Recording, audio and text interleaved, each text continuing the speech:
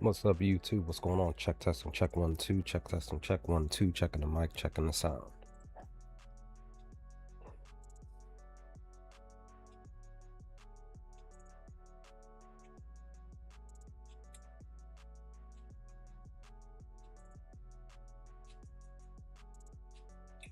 What's up, YouTube? What's going on? Check testing, check 1 2. Good, be in there.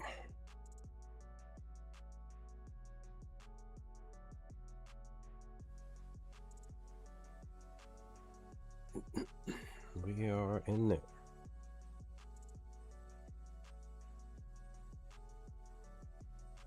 All right.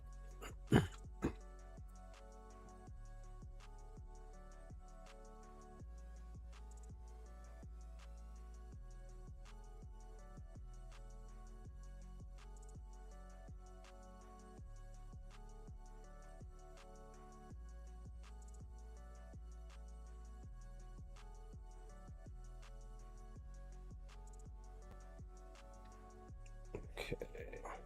All right, let's get ready to get it. So I'm going to try to be on here as fast as possible because I have to leave because I'm heading to the movies today. Let's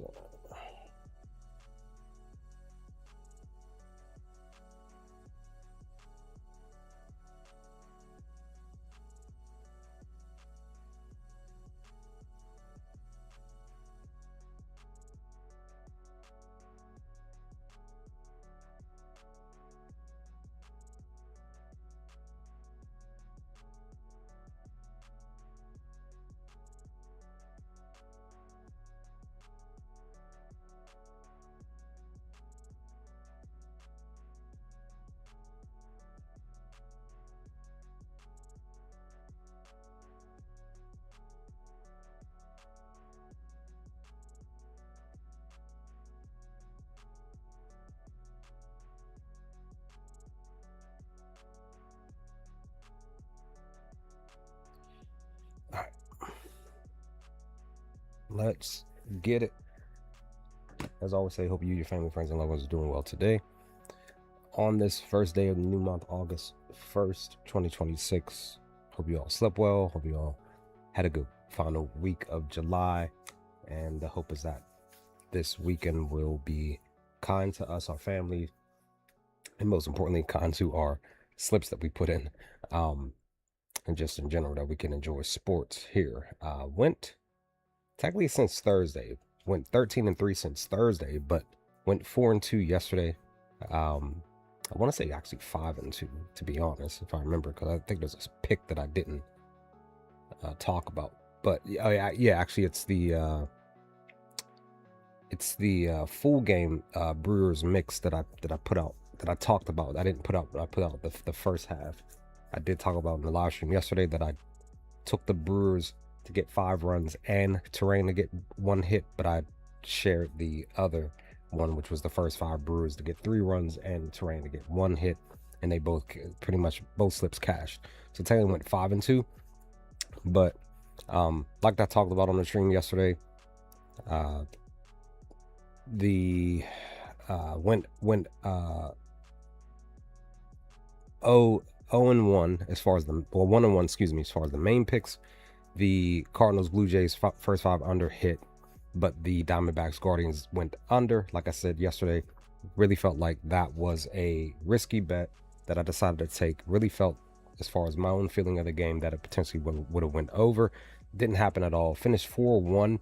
Congratulations to the Diamondbacks closing out July with a win, because it kind of looked like it was potentially possibly going to go that route, because they scored I think 4 runs in the 6th inning or something like that, something like that, and then maybe a little bit, maybe 7th or 8th, but I was like, well, maybe it still goes over, and it didn't. But that one went under. I took the Nationals first 5 cover plus 0.5. They didn't get that. They lost the first 5 2-1. So, and the Braves won, I think 6-1 or something like that. So congratulations to the Braves closing out on the win. And then I did talk about yesterday that I did take Brandon Young's strikeouts, because that was a look per the read that I shared here in the WAP. Also to click that link that I shared in the comments to join us here on WAP.com at Top Sports Debate, and cash with us each week.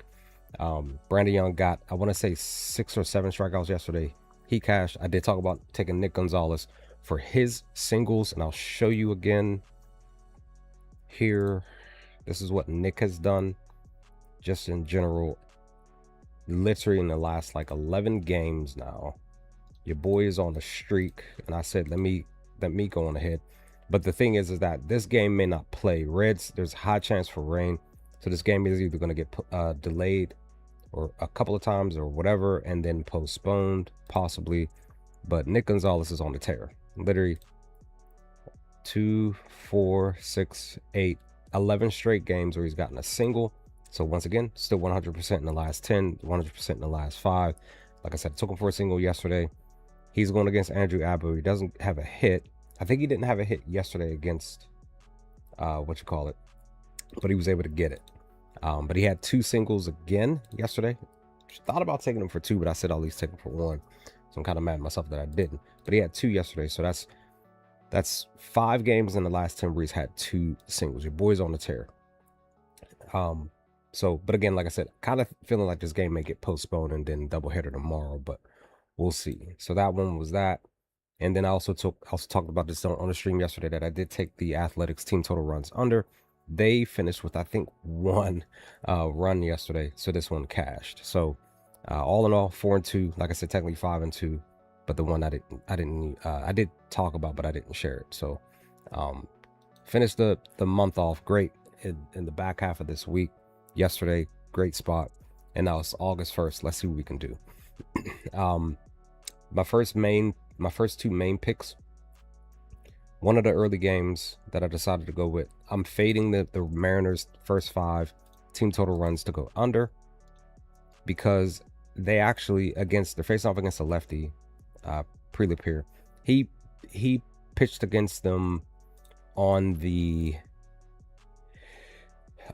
here, and he shut them down in the first 5, where the Twins won, shut them down in the first 5, and they only scored 2 runs.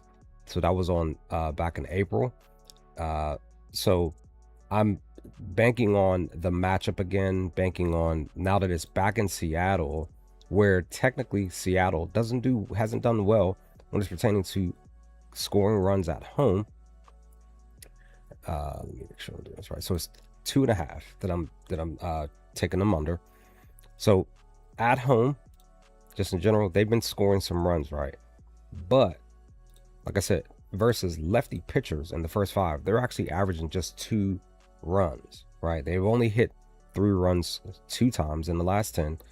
They're 1-1 in the month, and I'm personally believing that with Prelip on the mound again, that he will hopefully stop them from scoring 3 runs in the first 5. That's my first pick here. Now, as far as potentially possibly going over or under, that's the big question. I could still potentially see this possibly hitting over the 8, you know what I'm saying, getting 7.5 runs, maybe more, possibly. Like I said, Prelip's on the mound. Usually when he's on the mound, the over has cashed 80% in the last 10 starts. Him on the road, 4 straight, but 4-1 in the last 5 to the over, right? But Logan Gilbert, more recently 3-2, so that's a positive for him. But just in general, 60%. But that's just in general. But when he's pitched at home, also 60%. 60%. So that's why I'm feeling like, as far as like data wise, kind of could see it going over for this early game here for the Twins and Seattle game. The question becomes, is Logan going to be able to shut down any of the Twins? Like, I know that they, just go back to them, I know they scored 5 runs yesterday. They won yesterday. So I could possibly potentially see this going over. Other reason why is because of head-to-head too, because they've hit the over every single time in each of the games that in the last series and this series. So that's the other reason why I would say potential possible edge to the over would be the best bet for this game. As far as the Cardinals in Toronto, I know it went under first 5. I was considering taking the first 5 under again, but Gaussman's pitching, right? So here's the thing. The books believe it's going to go over. They don't have a starting pitcher currently for St. Louis, but again, Gaussman is pitching 2-3 to the over in the last 5 games. 50% just in general. But 4-2 in the last 6 for him as far as a starting pitcher in the first 5. Let me look at the head-to-head. I think it was the head-to-head. So 0-1 currently, 2-2 just in general. I'm just wondering who. Let me just look at this here, because again, they'll have on record a pitcher specifically, you know what I'm saying, pitching for the game. It's just not showing up here, right? So let me see, where the heck? Where are they? Okay, here we go. So it's showing okay, so it's showing Matthews is pitching. Looks like it's his first game. I'm personally thinking, like, with Matthews pitching for the Cardinals, what is he? Is he a lefty or a righty? Quinn Matthews. He's a lefty. Let's look at this real quick. Let's see what they do against lefties. Because again, possible potential positive. All right, so Quinn Matthews looks like he's starting, and then they'll throw Liberatore out there after. So that's what they're more than likely banking on. So they do have 3 batters that hit lefty pitchers, but outside of that, everybody else struggles. So I could possibly see a potential spot where the first 5 under could still be a play here. So if you feel like the first 5 under would go, because like I said, showing Quinn Matthews pitching, he's probably only going to be out there for the first couple of innings, and then they'll bring Liberatore in to finalize the next 3 to 4 innings. If you feel like I said, if you feel like the first 5 under would go, take it. I know yesterday there were, what, 2 or 3 teams, I think, that were bullpen teams, I think, if I remember correctly. There were still a bunch of unders. So again, first game, my only thing is, because Kevin's pitching, he has gotten some strikeouts. He's gone 1 or 2 against them in the history. Earned runs pretty much 0-2. But he's allowed potential spots where he's allowed so many hits. If anything, maybe you still look towards maybe Jordan Walker. I know he hasn't hit a home run, but maybe you still look towards him for a couple of total bases, because St. Louis might potentially be in a spot where they would win the game today. And that's the thing, Jordan, he really doesn't struggle that much against the 4-seam or the splitter. Like, he's knocking on the door and being green as far as his batting average when it's pertaining to the 4-seam. Alec Burleson's always a look. He has 2 hits against Kevin. He's hitting the 4-seam, he's hitting the slider. So I'm thinking St. Louis could potentially get maybe 3, maybe 4 runs. Let me see. They're probably giving St. Louis 4 runs. They are. They're giving 4 runs, -125. Now, I know they've been down more recently, but that's why I say, if you feel like the first 5 under would be the play, take that at least, because that could still potentially cash. And even just in general, when they face off against righty pitchers, even on the road, like back here, they were doing so well, not so much at the end of the month. So the question becomes, how are they going to play in the first day of August, with them, losing yesterday, only scoring 1 run. Excuse me, yeah, 1 run. The under hitting, I could possibly, like I said, potentially see them bouncing back and at least getting maybe 3. Maybe the under still goes. It just depends on, because again, on paper, Toronto's favorite. They won back-to-back games here. They are technically 3-1 since last year. Excuse me, 4-0 since last year against St. Louis. So if you feel like Toronto could pull a win out their hat, take them. But honestly, full game under is my main read. But I could still, like I said, still see St. Louis potentially possibly getting 4 runs today. But we'll see. But if you feel like fading them, it's a -1. It's actually +100. So, because they've been not doing so well recently. And then the head-to-head, they're 0-1 currently. So my read, under. Potential fade of the Cardinals runs, maybe they get 3, but maybe they still get 4. So we'll see. So that's that one. Marlins and Mets. I know Marlins came out and won yesterday. Congratulations to them on finishing out the month. So that was a positive on them. But they got Phillips pitching today. He usually, let me see, 0-1. 0-2, 0-3. So he's technically 1-4 when he started. So that's a positive for the Mets. But Thornton, when he's pitched 0-1, 0-2, 0-3, 1, same thing, but technically 2-3.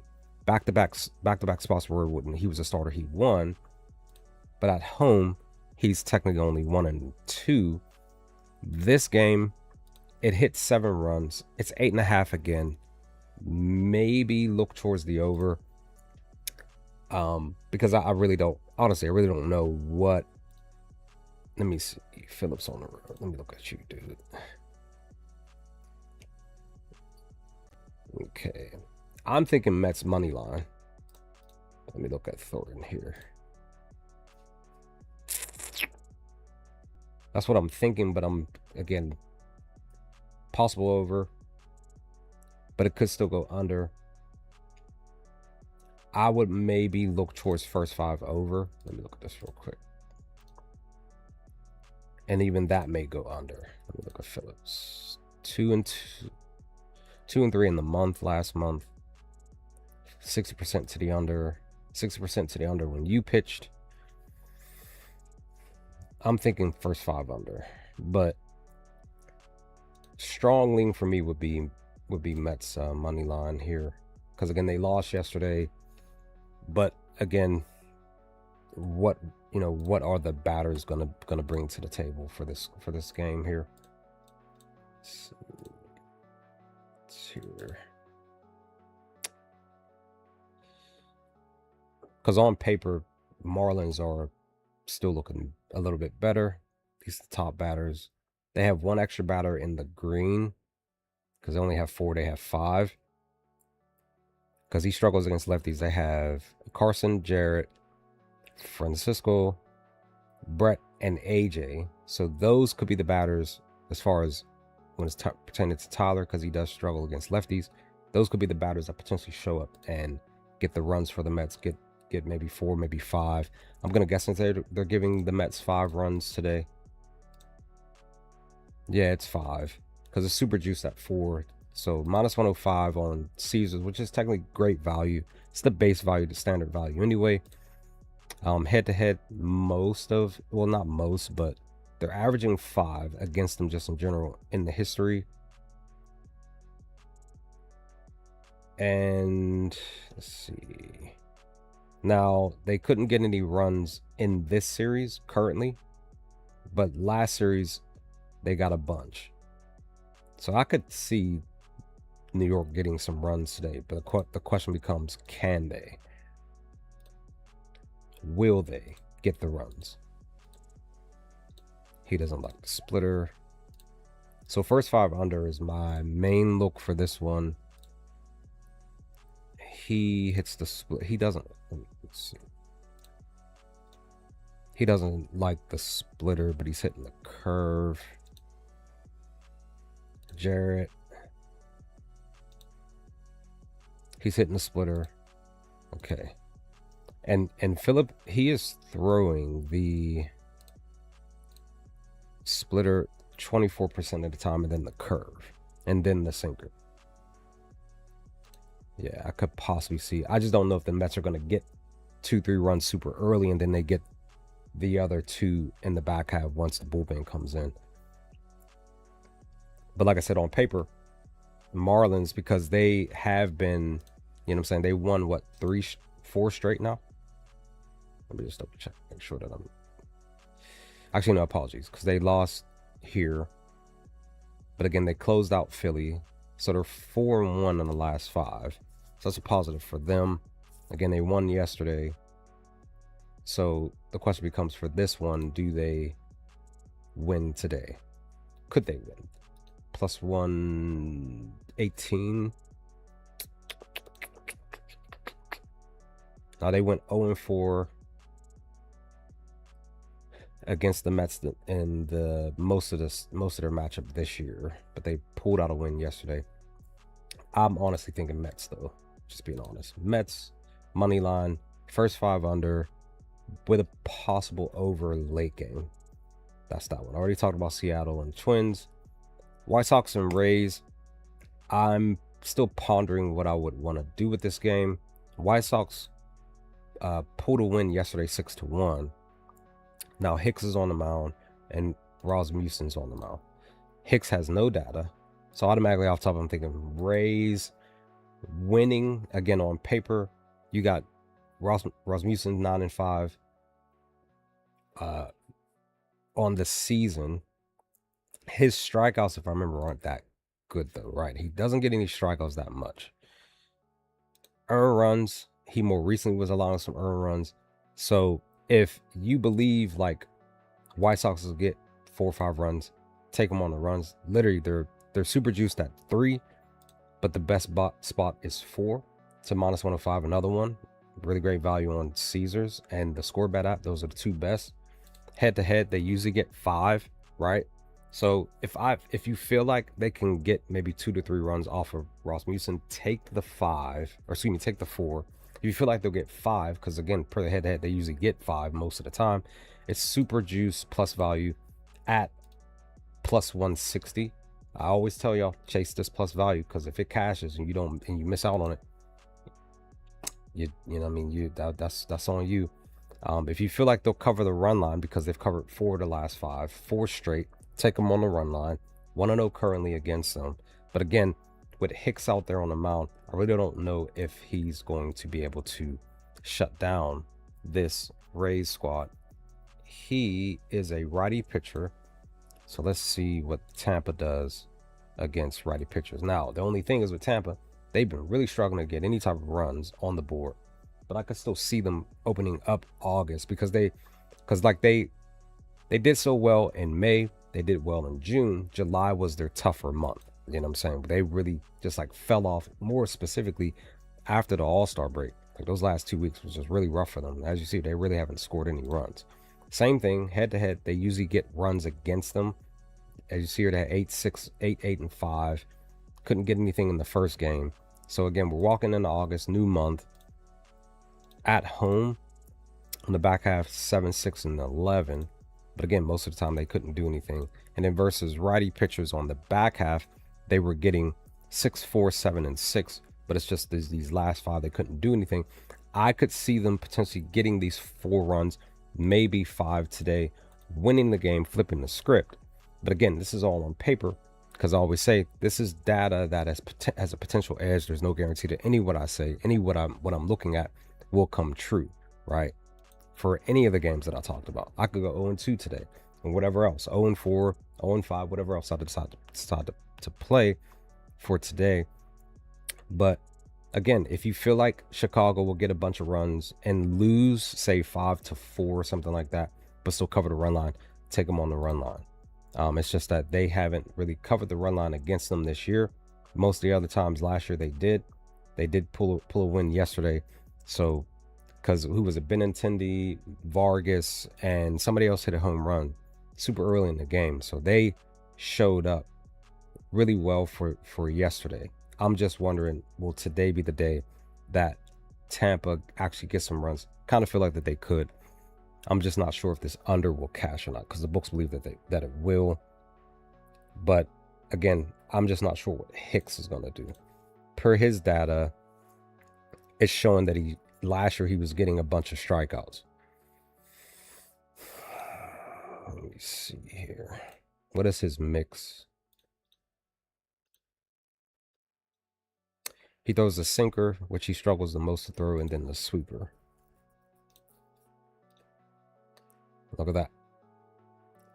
I know Cameron Errol went yesterday finally after so long of not hitting. I think Cedric had a bunch of stuff yesterday. Aranda, he hits the sinker and the sweeper. Like on paper, really honestly thinking that they will bounce back. Again, this stuff was from last year when they faced off against him. So main read, once again, for the umpteenth time, on paper, Rays money line, but potential Chicago still covering and getting a bunch of runs. I do like both teams getting runs, so that's that one. Like I mentioned, this game may get postponed. If I had to really read it though, because yesterday I did talk about how on paper I felt like my Pirates would score a bunch of runs. We did, but we lost 8-7.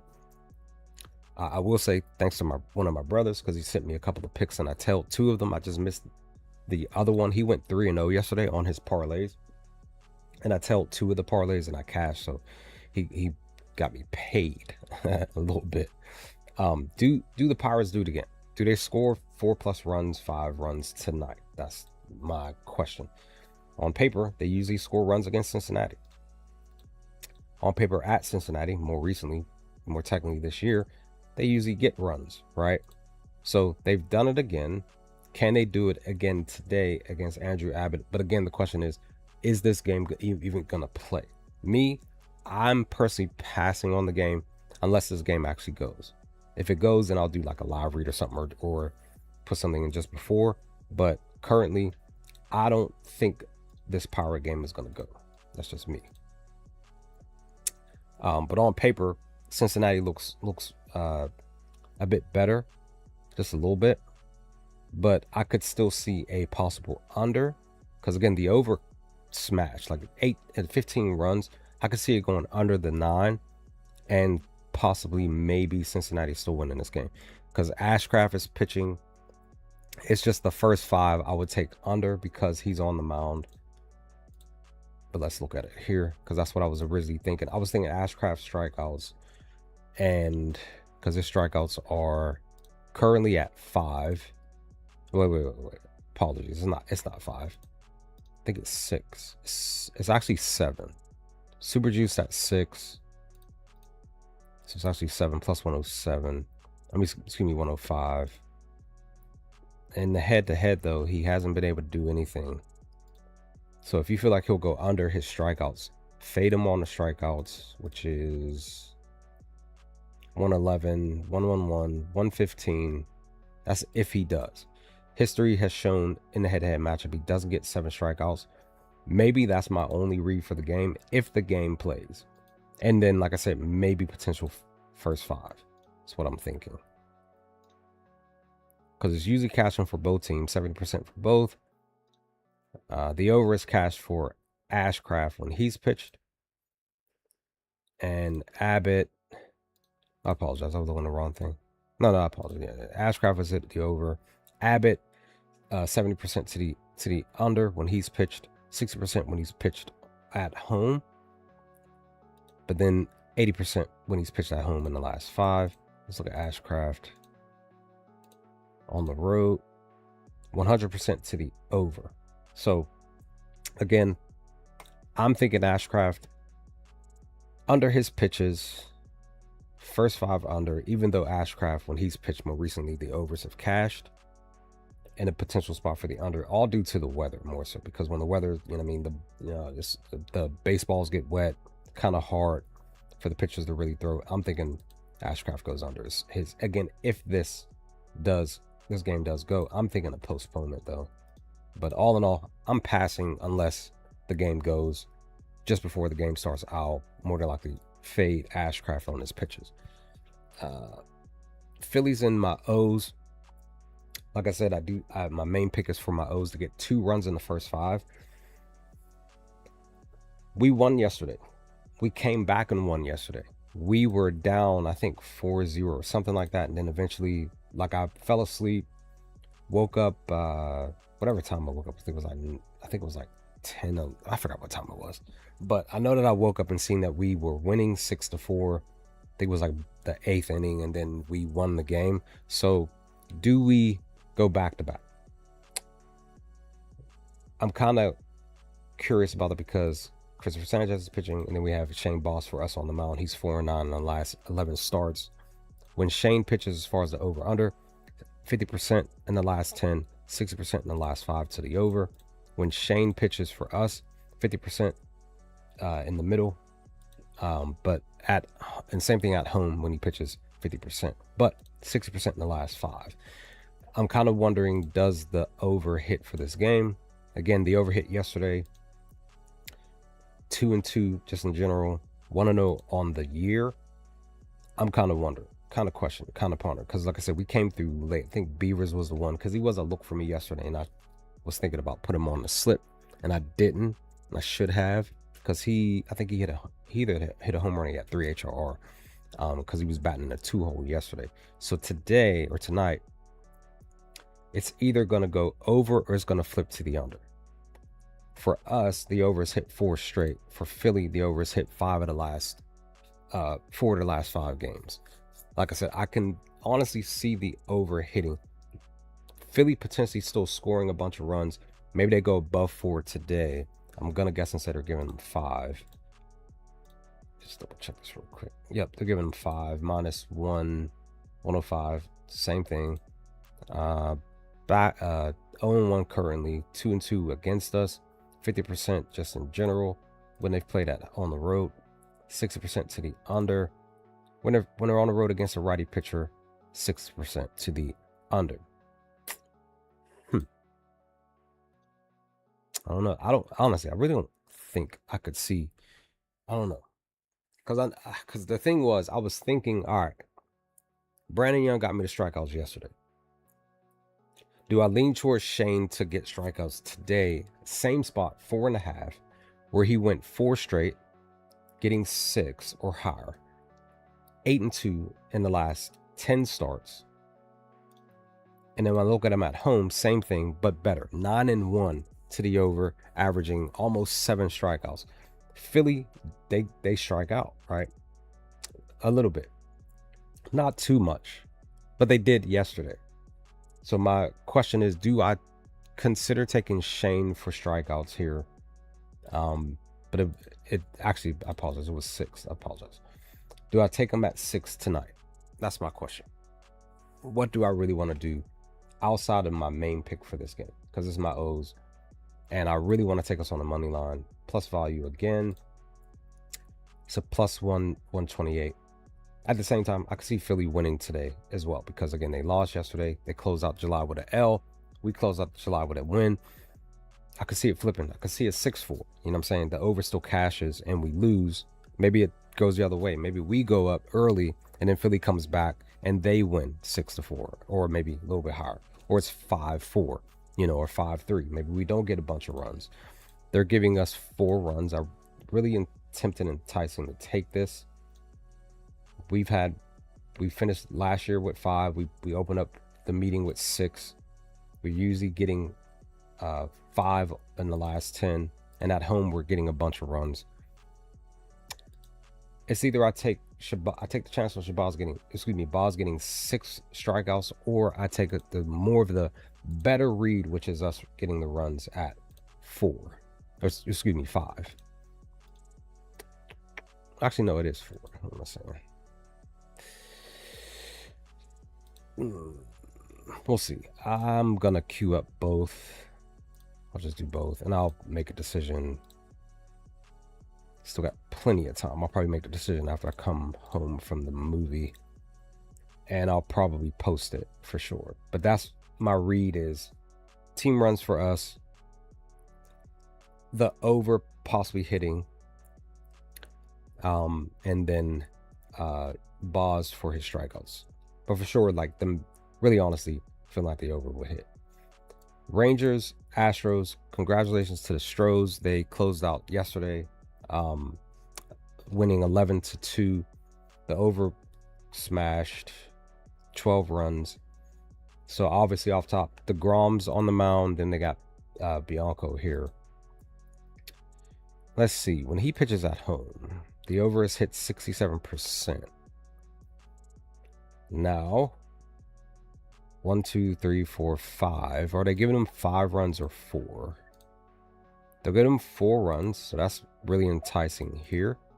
They're usually averaging 5 against the Rangers, just in general. And they're technically on the year. They've covered 4 runs. But again, DeGrom's on the mound, though. 7-6 record. Let me look at DeGrom here, dog. He couldn't get that much. Okay. All right. They're giving. Okay. So Outliers believing that DeGrom's going to get like 9, 10 strikeouts tonight. But technically his strikeout line is 7. in the head-to-head on the year, he has not been able to get strikeouts. One was at home. Let me see. One was on the road. One was at home, which was on May 27th at the end of the month. Now I'm curious. What is he doing on the road? Now he's getting strikeouts on the road. He's averaging 6. Usually when he's getting strikeouts, it's technically 8 or higher. And technically the Astros do strike out. This is a positive at 18 rank.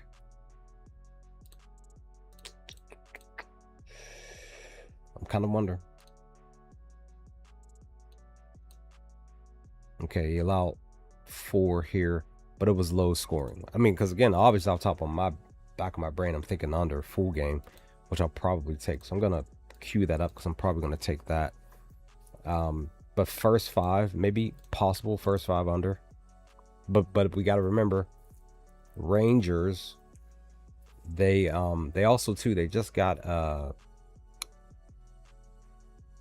what you call it? What is dude's name? Is he possibly? No, it looks like he's not. Oh wait, that's bullpen. They just got Seager back yesterday. They just got what you call it. Looks like he's not playing though. Dang, what was dude? They just traded for him too. But anyway, they just got Corey back. He had 3 HRR in his debut back. He had 2 hits. He had a single. That's about it. He had 3 total bases. So he produced yesterday.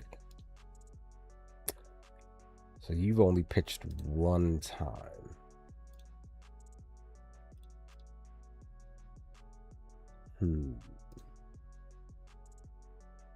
Actually, no, he pitched twice.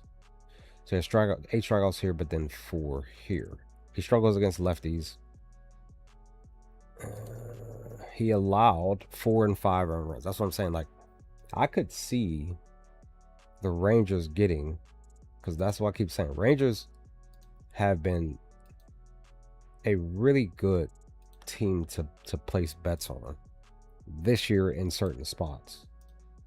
Now, 3 straight, they couldn't get any runs on the road.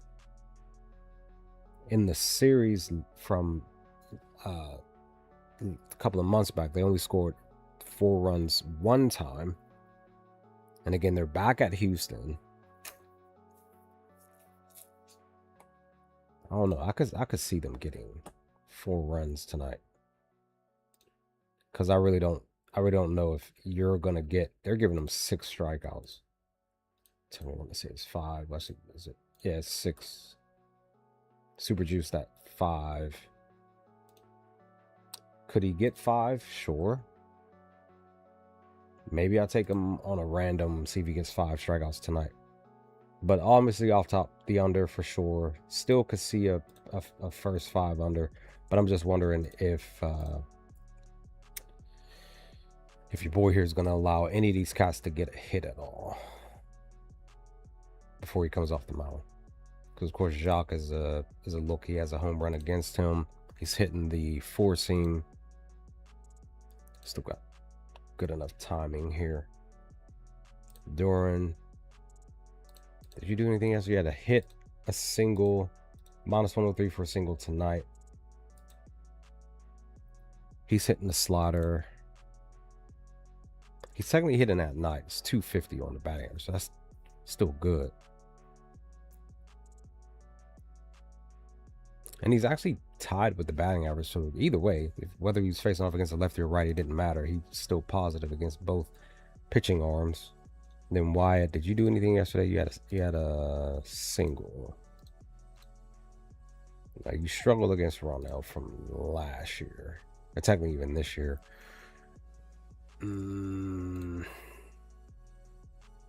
Now he bats really great on Saturdays.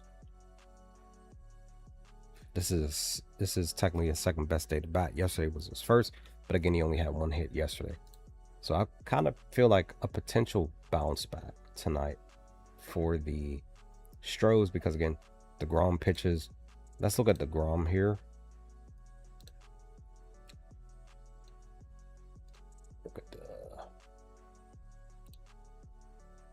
Let's look at DeGrom. As far as by the end of the game, on the road, he is on the year 1-0, 2-0, 3-0, 3-1, 3-2, 3-3, 4-3, 4-4, 4-5. So 5-5. Even last 5, 2-3. And your boy, currently, for him pitching on the road, he is, oh, apologies, looking at the wrong cat. There we go. He's 1-0, 8-5 win record. By the end of the game, 5 runs for. So that's what I'm saying. I feel like the Rangers could bounce back with some runs. But the question is, do they win? I could see them winning today. Because, again, basically because DeGrom's pitching. But we'll see. Maybe even take, let me see. Maybe first 5 money line for the Rangers.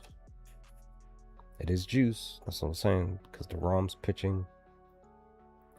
Their 60% win rate. Astros are 30, tie, and 30%. I don't know. Maybe I do take a chance on the Rangers. First 5 money line.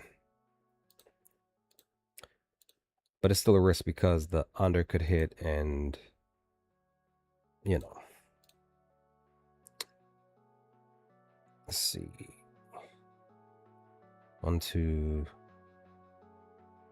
So let me see. 1, 2, 2 and 2, 3 and 2. So only 3 wins, 2 losses, and everything else were ties when DeGrom has pitched as far as the Rangers winning on the money line. But the under, again, first 5 under. So first 5 under. And maybe I take a chance on Rangers covering them. But I honestly, what I really like is the Rangers runs at 4. It's super juice. I could technically go for 5. It's plus value. But the 4 seems the best spot as well. So that's a bunch just for this game. We're actually running through the slate good too, so this works out. I wanted to get on here and at least break down some of this stuff before I head out, because I'm really looking forward to the Spider-Man movie. Already hearing nothing but positives from it. Trying to stay away from a bunch of spoilers. I've seen a couple of things that I just kind of just like swiped up as fast as possible while I was on social media this morning.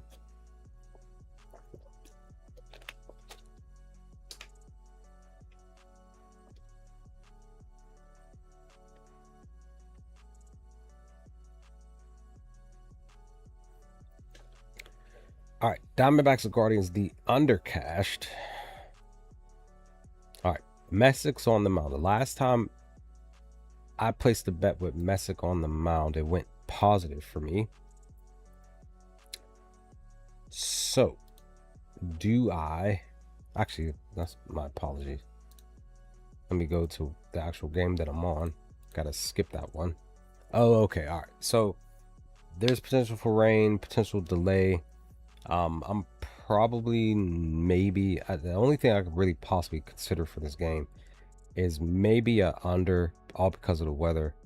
But as always, it could flip, go the other way. The over could cash, but even the books believe it's going to go under. Max Fried is pitching 3 and 2 in the last 5 to the under, but 60% to the over. Peterson, when he's pitched, 50% to the over, but 3 and 2 to the under in the last 5. And 83% to the under just in general. It's just that both teams sucked yesterday. My hope is that somebody bounces back today, right? Because that was bad. 2-0 score. Batters couldn't find anything. I was literally thinking Chicago maybe be able to do something, maybe get at least 3 to 4 runs in this game. And still, of course, the under cashes, but this is super low. I feel like it's a trap spot. But I'll just say I would rather pass on the game just because the weather is a play. The game may get delayed, possible still postponement. Chicago usually, as you see here, for the most part, they've been sometimey with some runs. They usually I apologize, looking at the wrong thing.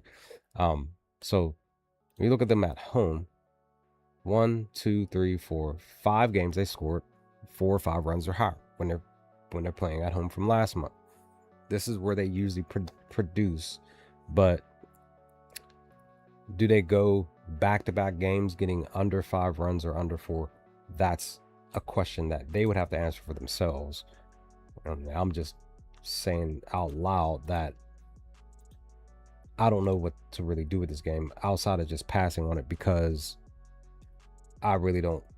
I want to say that the bounce back for both teams is better, that they're gonna score 3 to 5 runs, and the over is the simplest cash because it's 6.5, right? Because that's you really hardly ever see a 6.5. You do see like a main 7, right? But you hardly ever see a 6.5. So, and let me look at this. Like in the head-to-head matchup, 2-2 from 2-2 in general. 1-0 to the under for this spot.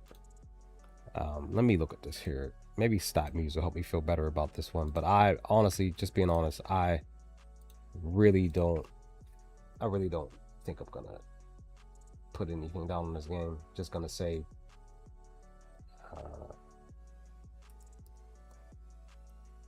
I'm just gonna say over.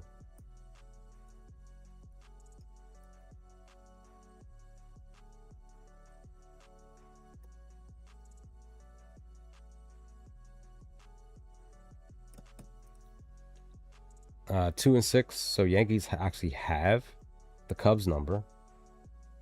And when we're talking about just the 6.5, 1, 2, 3, 4, 5, 6, 7 of those 8 games, the over has cashed on a Saturday.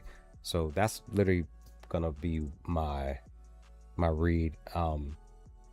But maybe the Yankees win again, because they actually do have their number on the day. And again, this is the last 23 seasons on Saturdays. So, and then when you break down them at home, 0-1, 0-2, 0-3. So 1-3. The last time they won against the Yankees on a Saturday was literally June 7th of 2003, where they won 5-2. But again, what I'm saying is Cubs, because they didn't get any runs, they should bounce back, because on paper they're the better squad, right? They just are. The Yankees they still struggle, but they're sneaky with their runs though. It's like I don't know. It's like they whenever they want to actually hit and get runs, they do it on a random spot. But again, per the data, like I said, Yankees maybe they still pull the win, but the over still hits a bunch of runs from both. So we'll see. But honestly, I'm just gonna say over. Just pass. I'm pretty much not gonna bet on this game here for that one, because I really don't like what I've seen from either team from yesterday, and I know for sure a lot of people were upset. I've seen a bunch of people, and this is another game that's potential possible postponement, but also at the same time delay because of the rain. Like I said, Braves, congratulations to them on closing out July with a win. They won 6-1 or 6-2 yesterday, if I remember. Oh, wait. Keep doing that. I keep clicking the wrong. Let me focus on this Guardians game real quick, because for some reason I skipped it on accident. Let's see. So Diamondbacks closed out with a win. The under cashed. Drake is pitching Messick. So do I take Messick on his strikeouts tonight? I don't know why they believe he's getting 9 strikeouts. It's super juiced at 5. And I might take him for 5. Let me look at the head-to-head. He had 6 last year against them.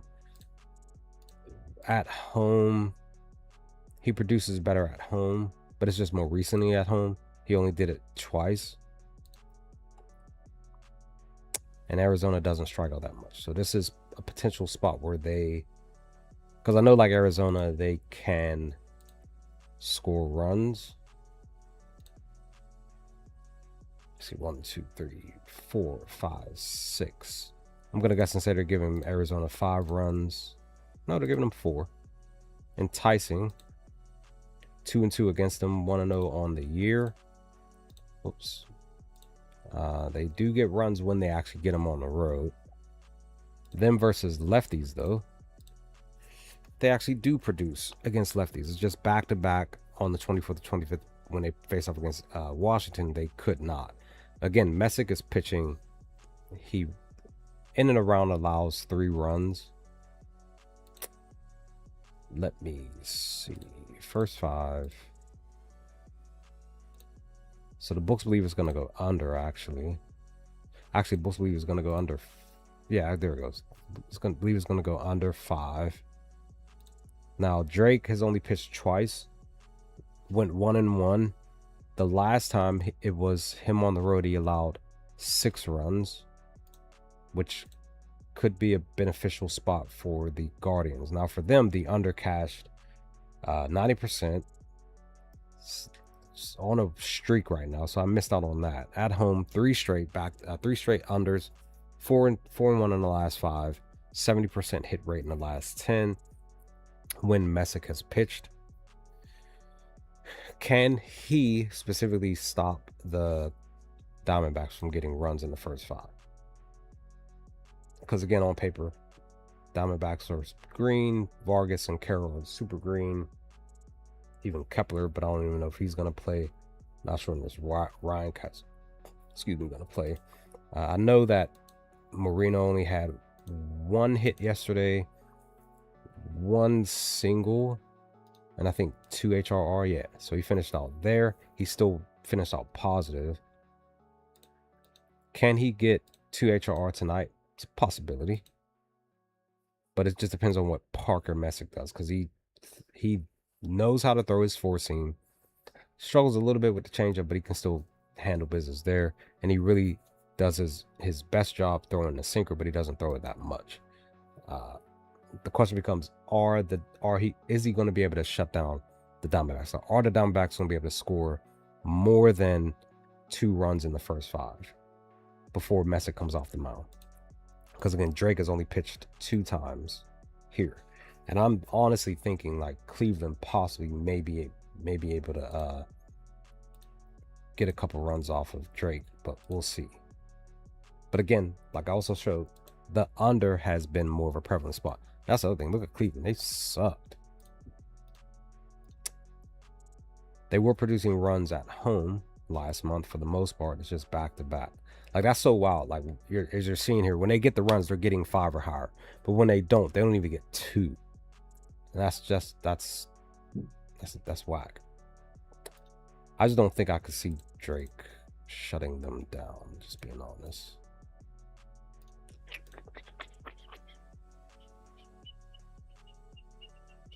So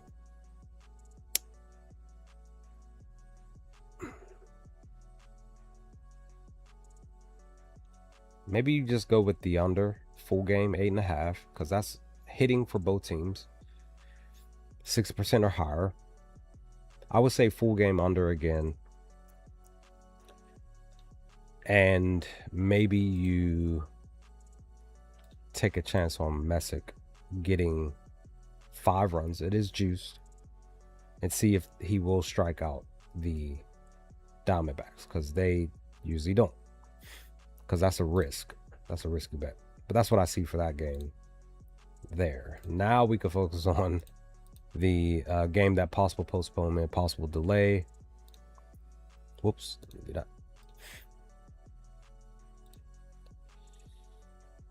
Let's see. So Nationals and Braves. The under has cashed for them 6% or higher. The under hit yesterday. And again, like I said, Braves closed out on a win. So Lopez is pitching for Atlanta. And then, like I mentioned, it's not showing Mikolas. Let me just make sure that I'm reading. Let me just double check. Make sure. Actually, I apologize. Mikolas. I was thinking about the other game that I was talking about, where it was Quinn Matthews for the Cardinals. So Mikolas is pitching. Lopez on paper has the better ERA. So because Mikolas is pitching, he faced off against Atlanta and he shut them down. Could he possibly do it again? But again, this was last year. Dude, his Ks are... Oh, that's why. They're not giving him 3. They're giving him 3 strikeouts. No data. Fascinating. What is he doing on the road? He's still getting strikeouts on the road. Any earned runs? Now he's giving them some earned runs.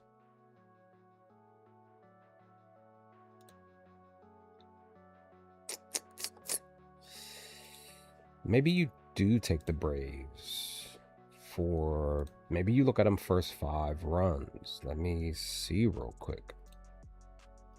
First 5 team... Oops. Because they're giving Super Juice, but they're giving Nationals 2 runs. Plus value at 3. And then for the Braves, it's juiced at 3. With a potential spot for plus value at 4. Now, on the year, they've struggled to get any runs in the first 5. For the most part. Just 3 times they've gotten 3 runs or higher. Outside of that, any other time they're going under. Let's see, at home. Now, last 5, 2 and 3. 60% hit rate, but again, back here is when they got a bunch of runs. But more recently, they've been down. Even more recently at home, they've been down. So, if you feel like Mikolas could possibly shut the Braves down from scoring the runs, take them on the under. But as you see here, when we really break down them against righty pitchers at home, they're getting the 3 runs. But again, if you think that Mikolas could transfer this, where is it at? Whoops. That didn't work out, right? Let's get back to the game here. If you feel like Mikolas would transfer this from last year over to this year, take him on under. But that over is looking more enticing when it's pertaining to them at home versus righty pitchers. Because again, this is a whole new season. And as you're seeing, they're at least producing something in the first 5. So it's up to y'all if y'all would take it. But still, I'm still thinking an under spot tonight. Possibly. But the over could still hit. The over is what? Plus 100 on Fanatics. Books currently believe that it's going to go under. So currently, Washington are in the last 5 to covering 3 and 2. They are actually in a spot against Atlanta where they are 1 and 1. So do you, because when I took them for the cover at the first 5 yesterday, they had in the, what was the top, it was at the top of the 4th, they had a couple of runners on the actually no, it was the 5th, a couple of runners on base with 2 outs. It was the top of the 5th. Actually no, it was the 4th, because I remember, because they didn't do anything in the 5th, because then by the bottom of the 5th, Atlanta also had 2 runners on. They couldn't get it, but they still won the first. They won the money line first 5, and they covered the first 5 run line. So, but yesterday was the top of the 5th where Washington had 2 runners on base. They were still down 2-1, and I was like, well, maybe this is where they get, an extra run or 2. It didn't happen, and then they eventually, like I said, they lost that first 5 yesterday. Could they possibly, against Lopez, bounce back and produce? Now, Lopez, as far as his strikeouts are concerned, are what? Is it 4? Is it super juiced at 4? Super juiced at 4. So they're pushing them to 5. Plus 122. If I were y'all, maybe you fade him on the strikeouts, because that's super juice. He couldn't get anything against Washington here. where they scored 11 runs. But again, that was at Washington back in April. It's just more recently he's been actually been able to do something. Same thing. Washington doesn't strike out as well. So, I'm just thinking like maybe possible potential under. And the question becomes, because today would be a day, because I forgot Black, he's not here, or maybe he's watching, but today he had shared a pick from 2 streams ago. I tailed it, didn't hit. I was going to tell yesterday, but per the data, when I looked at it, I was like, you know what, I'm not going to tell it. I'm going to tell it tomorrow. Now tomorrow's here. So I'm going to take Michael Harris for his HRR, which is probably 2. Actually bumped it back up. So I'm glad that I did not take it yesterday. Actually, no, Michael Harris did get it. The other one did. Who was it that did? Who was it? Was it CJ? I don't think CJ got it. CJ did get it. So they both got it. You bums. They got it. So I did miss out. So they got it yesterday. So Michael had 6. He didn't hit a home run. He hit a home run too. Gosh darn it. So they did do it. They were a day late. Because it was just the pitcher matchup that I told them. I was like, I'm not going to do it. I'm not going to tell it because I didn't like the pitcher matchup. And I kind of felt like they weren't going to do it. And they got it yesterday. It was here. It was the 30th where they didn't. I was like, I'm going to tell it tomorrow. And I should have. And I didn't do it. So they got it. So now, kind of worried that they're not going to do back to back. But I'm going to tell it today. See if it actually hits. Plus 115 for them to get it, for them to get the 3 HRR. And then for CJ to get the 2 HRR. Slight lean to the over. Minus 113. I'm going to put this in for sure in and around before I get out of here or after the stream. I got a little bit of extra time before I got to get out of here because I'm really looking forward to this Spider-Man flick. So on paper, Atlanta looks the best on paper. But again, remember, there's a potential postponement and or delay or both. Because I know I broke down this game a lot, but it's just I found so much more with this game as far as a possible postponement. Hopefully it doesn't postpone, but I am more so leaning more so towards the under. But I could see possibly the question becomes, are the Nationals going to bounce back? Or are they going to score, you know, more than what they did yesterday and possibly potentially win? On paper, like I said, Braves are favorite, super juice on the money line. But do Washington, do they bounce back and cover the run line? Maybe you do take them on the run line plus 1.5. I would just say just take that at least and the under for the game, and then hope that somebody shows up for both teams. Garcia didn't go yesterday. He didn't get anything. He's 5-9 against Lopez. Super green against the pitch mix. So maybe take him for a home run. Maybe he bounces back. Maybe he goes yard today because he didn't do it yesterday. Maybe he's a day late in the midst of him hitting 2 in the last 5. His home run is plus 495. Just shy of 500. It was probably 500 4 or 5 hours ago. So maybe he goes today. But of course, you can't forget about CJ. You can't forget about James. I know James been struggling as far as home runs, total base, and HRR, but he's at least been getting some hits. He has a home run and a 2-bagger against Lopez. He's hitting the 4-seam and the slider, so that's a positive for him. He does hit on Saturdays and versus righties. So you have some stuff to really gauge here, but you're just worried about if this game is going to get postponed, if it's going to slow stuff down, if the under is going to hit, and are any of the teams going to actually show up and do anything. So that's that. I don't think I'm going to be able to get through the rest. At least want to get some of these games or most of them done. KC and the Rockies. Low scoring game yesterday. But congratulations to the Rockies. They won. I wasn't sure. Like I did say it kind of felt like the Royals could score runs and they couldn't. They only scored 1 yesterday. Technically Rockies couldn't either. They only scored 3. Avila's pitching tonight. And when he pitches, the under is hitting. And then when he pitches, Feltner, the over has cashed 3 of the last 5, 50% in the last 10. At home, 60% to the over when he's pitched. When Avila's on the road, same thing. Under though, 86% on the road when he's pitching. So it's a 50-50 coin flip. on whether the over or under hits. This is still super high. Still feel like the under would be more of a play though.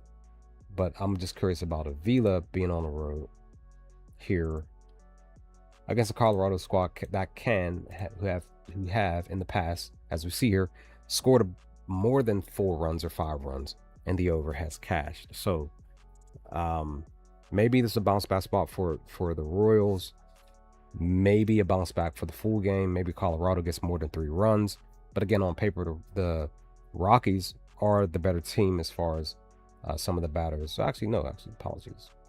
Look at this here. Actually, the Rockies are, because some of these batters aren't even like possibly potentially even going to be playing today. So maybe you try, maybe you consider, because by the end of the game, 4 straight during his starts, the teams have scored 4 runs or higher.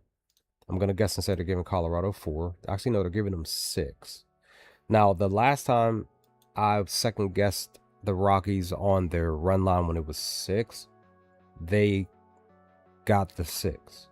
And I think it was against San Diego more recently. But then again, it may have been this game against Washington where they won.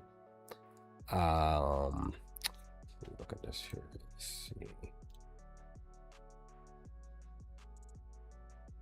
It was in and around here. I can't remember who it was, but I think they were on the road though.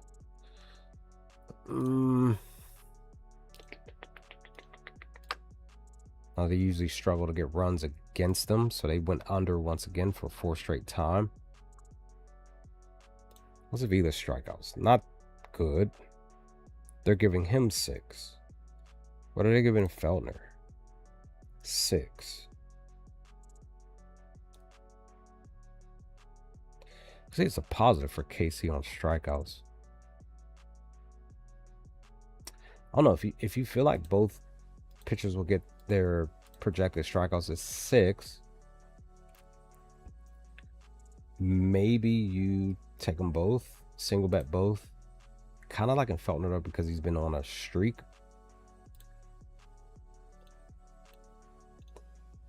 Doesn't do that well though at home though.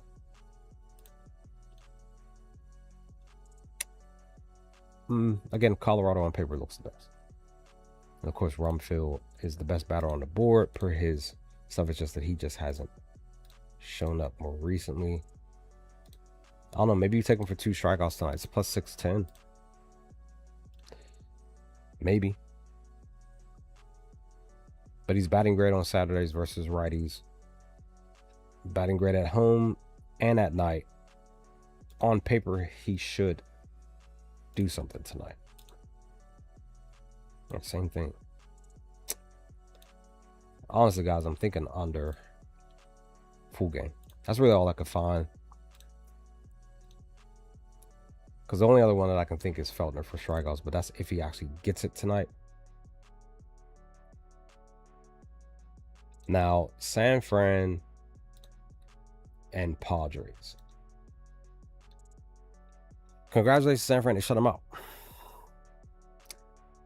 Male's pitching. Let's look at Male. When Male pitches on the road, I'm going to say this again. He has no wins on the road. Not a one. On the season. I said this like 4 or 5 streams ago. And what happened? His team lost again. I think that was on the 5th, I think, against Colorado. It may have been Kansas City. No, it was Colorado. So, obviously, off top of my brain, I'm thinking Padres for the money line because Male's pitching. Because it's just that's a upscope positive trend spot for you to be like, look, Padres money line, which is what? Minus 130 on Fanatics. So I'm going to cue that up because I'm possibly going to take that. Now, San Fran has covered more than the Padres is concerned. But again, Male, when he's pitched, just in general, San Fran has covered. And 3 straight covers on the road, just in general. So the positive for Male is that his squad usually are not getting blown out. And also too, the under is more so cashing when he has pitched just in general. And the, let's see, 1, 2, 3, 4. What is the over under? Let's get this. 8.5. I want to say it's a positive. 1, 2, 3, 4. So 2, 4, 6. So even 4 and 4 to the over under. But technically it was what, 3 and 2 in the last 5 with the over cashing. But I honestly do like the under, and like I said, Giants on the run line. So I'm gonna cue up the under. Like I said, I'm possibly more than likely gonna take Padres as an extra pick on the money line and see what happens. That's that one. Outside of that, you're just wondering if the Giants are going to do anything. Again, they're back at home. Apologies. I keep forgetting. This is away. This is at home. So they look at Giants here. I'm hopeful that there's a bounce back for them because they just haven't scored that many runs just in general in the last 10. Head to head, they're usually going under. So if you feel like they'll go under again, back to back, it's a plus 105 on DraftKings. But you still got to remember Male's pitching. So Giants may actually read some of his pitches and get some runs, maybe. Again, maybe, it's not guaranteed. Let me look at this. Yeah, some of the Giants players suck against him. So that's another positive. I apologize, not Male, Bueller. Because we can't forget about Bueller. But almost, he's 0-5 against Bueller. Male, you're positive against Male. Gavin only faced off against him 1 time. Tyler, 2 and 3. Merle, no data. You suck against the pitch mix. Bogart, same thing. Outside of the 4-seam, you suck. Yeah, I'm thinking under on the game, but Padres win. That's my read for that one. Congratulations to the Red Sox. They closed out July with a win. The over cashed. I think I did talk about the over cashing yesterday. I think I did. It cashed comfortably. 13 runs. The over is literally the simplest spot that you could potentially take, but you got to consider Yamamoto on the mound. That's why I think they believe that the under is more prevalent. So since that's the case, because Tole's pitching, so 6% to the over in the last 5, 6% to the under in the last 10, but on the road, 6% to the under, 80% to the under in the last 5. Yamamoto, just in general, 6% to the over, 6% to the over at home. Let's break down the head-to-head. 3-1. They went 3-0 from last year to the over. To the under. And then they're over in this one. So maybe it is a flip. Maybe the over still cashes the 7.5, but it's late game. I could see possibly first 5 under. Maybe one day I'll attempt a 7. Because I keep seeing that. I'm like, that's more of a, I feel like that's a bit more of a riskier bet. Just because, you know what I'm saying, it's 2 extra innings. Now, just in general, both pitchers, 70% to the under for Tole. And for the Dodgers, 60%. 80% in the last 5. Tole, 3 and 2, so 60% to the under. on the road 100%, and all of his starts at home. I mean, on the road. Yamamoto 3 straight unders.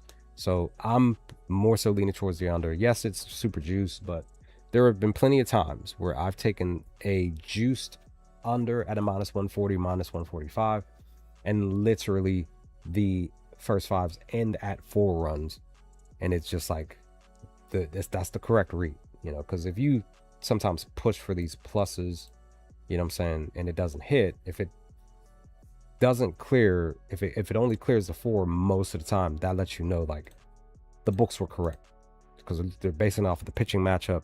And again, like I said, the books are correct. Now again, the over cashed mightily yesterday. I could still see it potentially cashing, but late game. But the first 5 is the best read for me, so I'm possibly going to take that as an extra bet and see what happens. So that's that. The question becomes, as far as the game is concerned, because again, as always, Dodgers are for the most part the better team on the board. Can the Red Sox get any runs off of Yamamoto in the first 5? Let's look at that real quick before I move on to the next game. Like I said, I got a little bit of extra time before I got to get out of here, because I'm really looking forward to this flick. Can't wait. So when he pitches on the road, he's only allowed a few teams to get more than 3 runs. Actually 3. So everybody else 2 are under. When Yamamoto pitches on at home, he too is only allowed 3 teams to get 3 runs. Everybody else is 2 and under. So that's what I'm saying. I could really potentially see this going under. But at the same time, we got to remember though, a few Boston batters are lefties. Tole, he doesn't struggle too much against either or, outside of the slugging and stuff. And this is a perfect spot for Abreu to do something, because he's always a look towards from my end. I'm potentially taking him for total base, HRR stuff, because he bats so much better against lefties than he does against righties. Now, more recently, he does not like the splitter, 4-seam, and a cutter. But the question becomes, can he match up well against I'm way off of what I was saying, but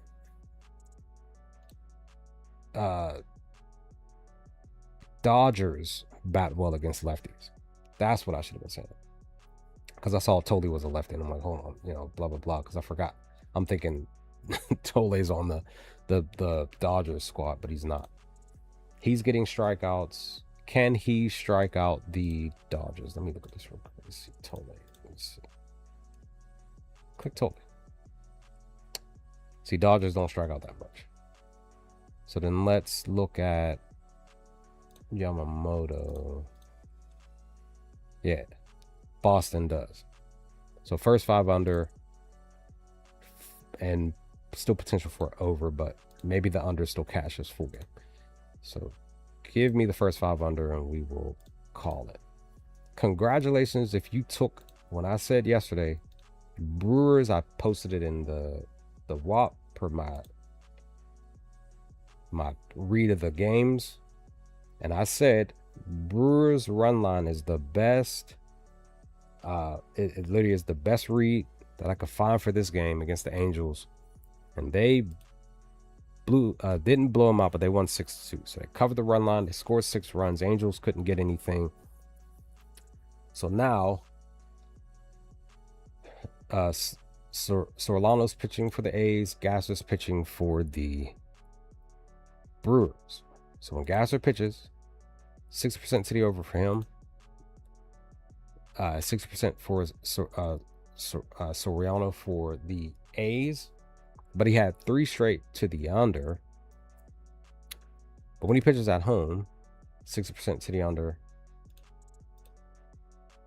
And then Gasser, 5 straight, but technically all season, 5-0 to the over. I'm wondering, can the A's get some runs against Gasser? Can they possibly get some runs? They're giving him a 4. Them against lefties, 50%. 40%. Not really liking that.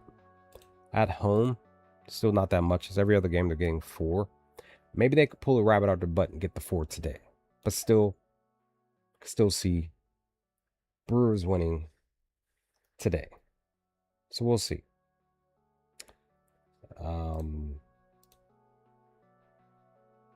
But again, you never know.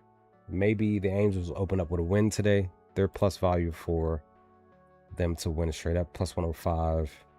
Caesars and the score bet app. The under cashed yesterday.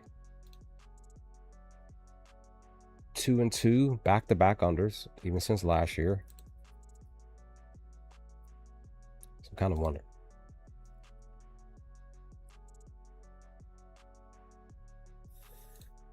Are they giving them 5? They're giving them 5 runs. They're 4-0 against them, 1-0 currently. Let me see. Soriano giving up any. Now, back here, he did. More recently, though, he's only averaging 2. He allowed 3 last year. And he's pitched at home. Not that much. So, I don't know. Maybe another under. It's 8.5 again. Like I said, maybe an under for this game. We'll see. The thing is, I'm not sure if Soriano is going to allow what the Brewers did yesterday. There were a bunch of players that got runs, HRRs and stuff, so I'm really not sure. Maybe it's a flip. Maybe Angels do pull one out of their hat and they win to open up August. We'll see. And then Tigers and Athletics. Like I mentioned yesterday on stream, I mentioned in the WAP. Currently, the best play currently right now is to fade the Athletics team total runs under 4.5. That's the best spot because they are currently 5-0 in the last 5. 70% hit rate just in general. At home, 80% hit rate. This is literally the best read. Langeliers is out for them the rest of the year. Basically, they just have not been hitting at all. They've knocked on the door on 5 twice in the last 5 games. Valdez is pitching tonight. He faced off against them 1 time. This year, he stopped them at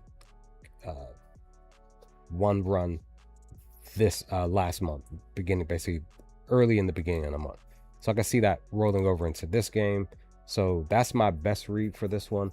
The question becomes, does the under cash or does the over cash? Because Detroit scored a bunch of runs yesterday. I can see the under cashing, but Detroit's still winning. But say they score, you know what I'm saying? Because the over under is 11. But say they score 6 or 7 runs. And maybe Athletics pulling 1 to 2 extra runs tonight, but they still go under the 5. But that's what I feel is best, is Athletics not first 5, but Athletics team runs under 4.5. That's my best read for this game. Just because, like I said, I'm probably more than likely just going to keep betting this until they start hitting again, until they start scoring consistently. Like if they were to score 5 runs tonight, I'll take them on the under in the next game. But this is literally what I am for sure going to put a bet on, and I recommend that you do. But again, bet low. Don't go too high. Don't put your mortgage on it, your car note, none of that cheese on it. I would say 10 to 30 at best on this, because if it cashes again, you know, we're riding the wave. This is me on stream once again, like I said yesterday.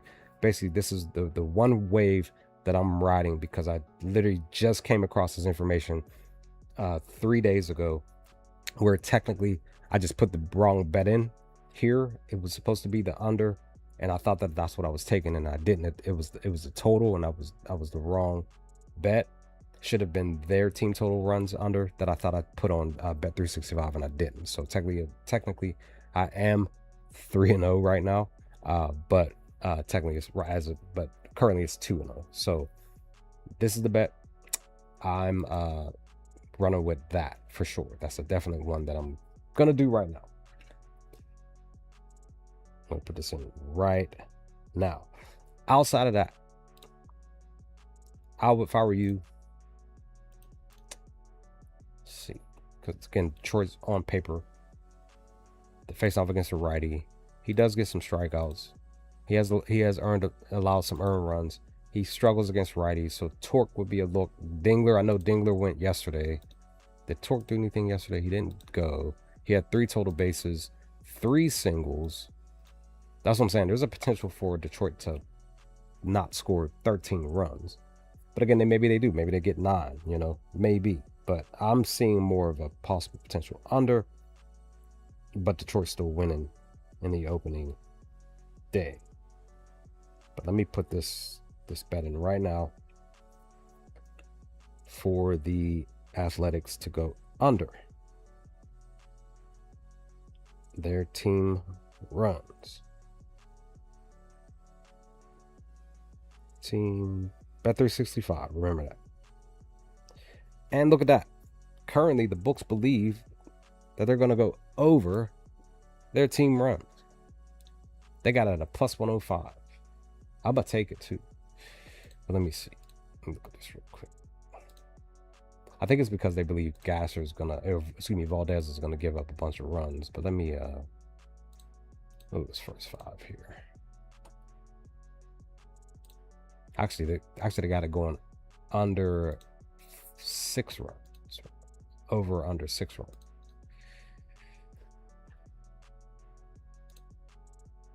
And that's the thing. Look at Valdez. He doesn't give up that many runs that often. He only did it twice. Right? Perkins pitches at home. He's only allowed, well, he allowed 1, 2, 3, 4, 5 teams to get 3 runs. So I could possibly potentially see Detroit getting the runs. Maybe 3 runs or something like that, first 5. But I'm not seeing what Bet365 is seeing. So I'm taking this plus 105 under. Oh, it just changed. You son of a...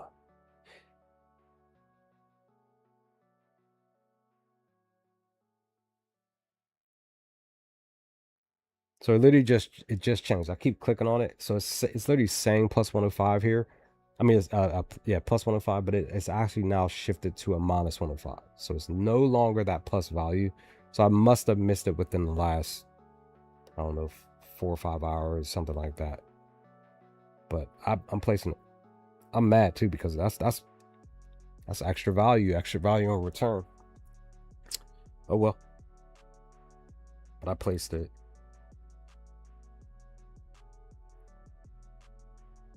And I'm gonna post this here. It's an extra. I'm gonna post it now so that y'all can see it.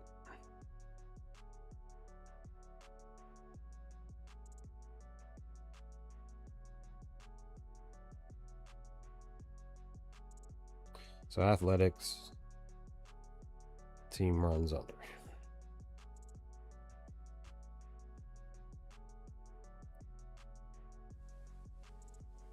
Whoops, didn't mean to do that. Oh well. I did not mean to send that to my brothers. Alright, team runs. I'm sending this out.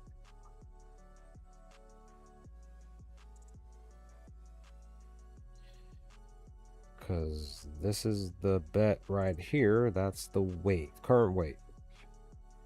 And as I always say, if you can find other wave, you can find other spots where, you know what I mean, player teams or whatever are actually producing, take that wave, ride that wave, right? For me, it's the Athletics. It's basically the same thing how I was doing with WNBA last year. I forgot what team I was riding the wave with, but they were continuously going under their team total points.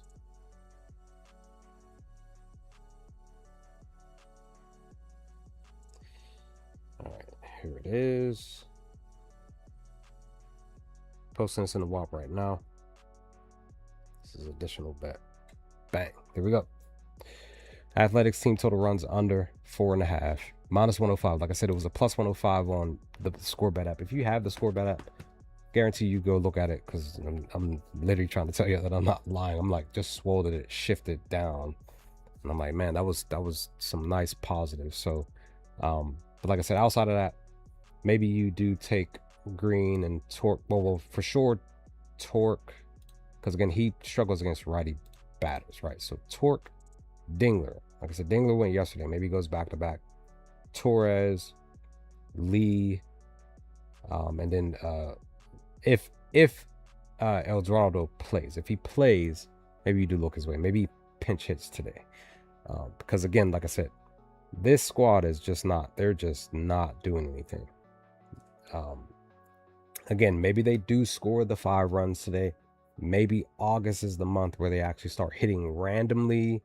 They get a boost of confidence. They go out there and start winning some games. Because again, this is sports. We never know what's going to happen.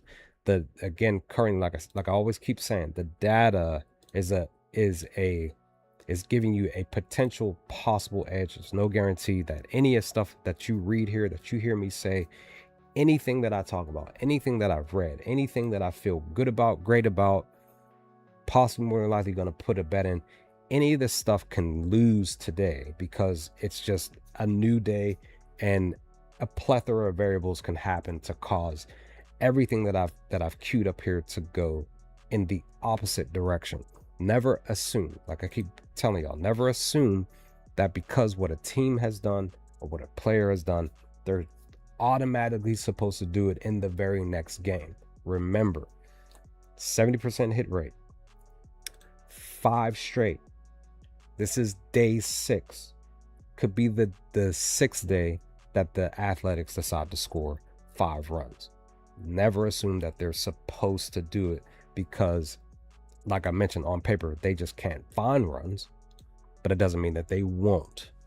So, yeah, there's errors in the games. You see that all happen all the time. Players mess up. They miss line drive catches where they usually slide and grab the ball and then send it to the plate for the out. A lot of that stuff happens where they just don't do it in those moments. And of course, you see a lot of times when teams go out there in the 9th inning with 2 outs, the only batter, or excuse me, there's 1 or 2 batters on the plate.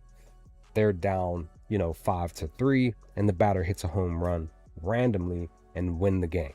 When on paper it looks like with their best closer on the mound that they're supposed to get the strikeout and close the game. But again, we've seen many times in baseball in the past, over the course of the many times that I've watched, that the best closer on the board sometimes can't even close the game, and cause the home run and then lose late game. So yeah, but again, like I said, on paper, I'm trusting the data to hope that it does, and my hope usually runs 99% of the time. Because again, I'm a data's guy. I'm like, yeah, on paper it should, but I'm hopeful. I'm never like, oh yeah, this is cashing, like this is gonna do. Nah, it's either it hits or it doesn't, and we just move on to the next bet. So that's that. And I'm about to be out because I'm getting ready to go see the Spider-Man flick. I can't wait. Tomorrow I'll be back probably around the same time, maybe a little bit later, maybe 10 a.m., maybe 9 a.m. tomorrow. And I'll probably more than likely post a breakdown in my section of what I talked about in a little bit, so that you all can, for those of you who didn't see it, and again, if you're not over here on WAP, search us up, click that link there in the comment section, join us on WAP.com, Top Sports Debate, get access to our leader Lando, his plays, follow his subscribe to his YouTube channel at Top Sports Debate. Bobby TSD Capper, that's his YouTube channel. He's the Round Robin King. Go subscribe to his YouTube channel. Q Keezy TSD Legend, I believe that's the name of his YouTube channel. Go subscribe to his channel, my brother. Get his access to his plays. Cash with us each week, and then you'll get access to my stuff. And like I said, you also get access to my breakdown of what I feel is potentially possibly going to happen. But again, like I said, there's no guarantee. But with that, I'm out. Y'all stay safe, stay humble, take care of yourself so you can potentially possibly take care of your family, friends, and loved ones. Stay safe in these streets. Be kind to one another. And let's hope for the best for today. And good luck with your picks, and just enjoy sports in general. But I'll holler.